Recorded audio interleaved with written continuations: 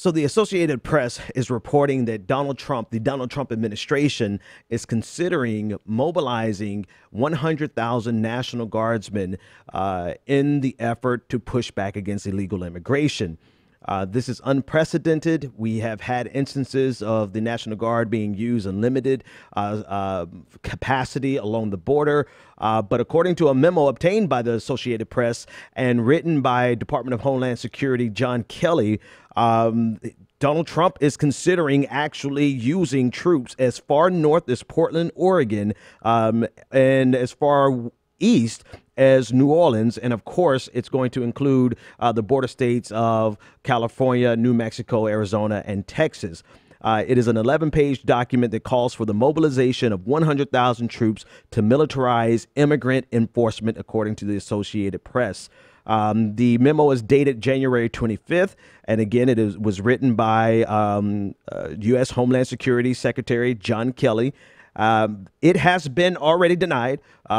Sean Spicer took to Twitter today after being asked by Tamara Keith of NPR. Tamara Keith asked, seeking response or comment from press secretary. There was no response yet. Sean Spicer quickly jumped in and said, this is not true, 100% false. So, of course, the question remains, where did the document come from? Did it actually come from DHS Secretary John Kelly? And was it aspirational? Is it something that he wanted to do?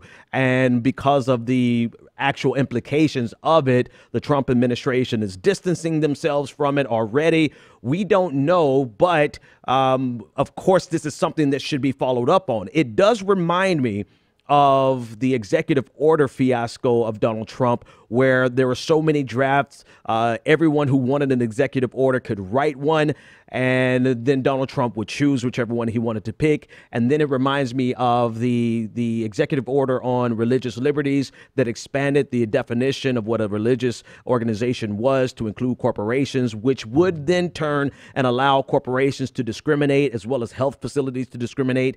That executive order got leaked and it was exposed to the general public, and it was subsequently shot down by the Trump administration.